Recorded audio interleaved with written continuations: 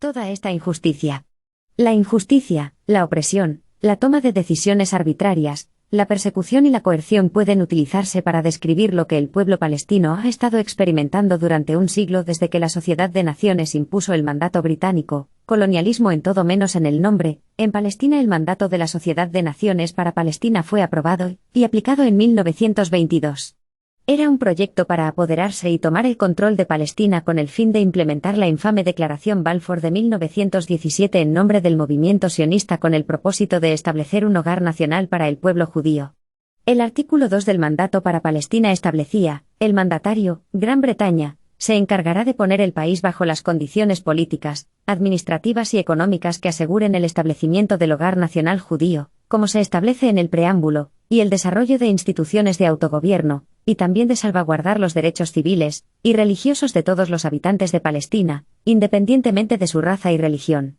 El artículo 7 del mismo documento establecía: la Administración de Palestina será responsable de promulgar una ley de nacionalidad. Se incluirán en esta ley disposiciones enmarcadas para facilitar la adquisición de la ciudadanía palestina por parte de los judíos que establezcan su residencia permanente en Palestina. Desde entonces, el pueblo palestino ha sido víctima de todo tipo de crímenes, incluidos los de guerra, cometidos primero por las bandas terroristas sionistas, y luego por las fuerzas de defensa de Israel y los colonos, incluidas las masacres, como las de Deir Yassin, Kafr Qasem y Al-Tantora. La limpieza étnica convirtió al 70% de la población palestina en refugiados, cuyo número asciende ahora a 7 millones, son víctimas de los crímenes de la ocupación, y la discriminación racial apartheid, y de todo tipo de violaciones de los derechos humanos. El número de mártires palestinos desde 1948 es de al menos 100.000, mientras que más de 1 millón de palestinos han sido detenidos. Según la descripción del conocido historiador israelí antisionista Ilan Pappé, parte de Palestina se ha convertido en la mayor prisión de la historia de la humanidad, en la que más de 2 millones de palestinos han sido asediados en la Franja de Gaza por tierra, mar y aire desde 2006. Están privados de agua, electricidad y de todos los medios de vida decente, y el 80% de los graduados están desempleados. Cada día que pasa, la ocupación extiende la pobreza, la enfermedad, la depresión y los desastres entre los palestinos.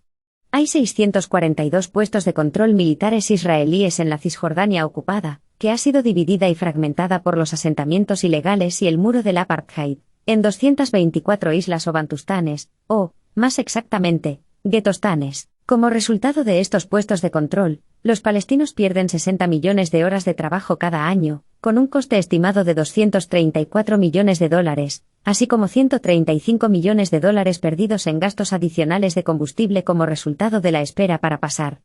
A millones de palestinos no se les permite circular entre Gaza y Cisjordania ni visitar el resto de Palestina, incluida Jerusalén, y a millones se les prohíbe viajar, incluso para tratarse de enfermedades mortales.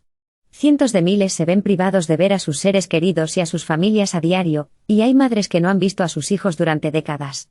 Hay maridos que se ven privados de vivir con sus esposas, niños separados de sus familias, y niños que nunca han conocido a sus abuelos, tíos, tías y a veces incluso hermanos.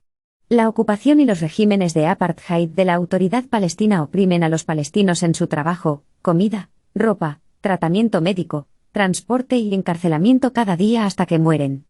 No hay lugar en el mundo como la Palestina ocupada, donde el asesinato de palestinos, incluidos periodistas, médicos, enfermeras y niños, es un acontecimiento casi diario, pero los asesinos no rinden cuentas ni son culpados.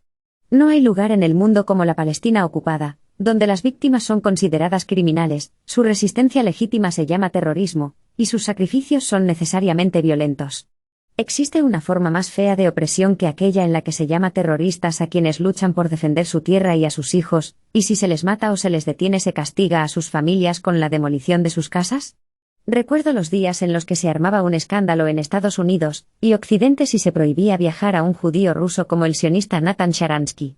En marcado contraste, millones de palestinos encarcelados en sus pueblos y ciudades, y amenazados con la expulsión de los mismos, no escuchan ni una palabra de protesta al respecto. Además, si un individuo noble protesta contra su opresión, se le acusa de antisemita.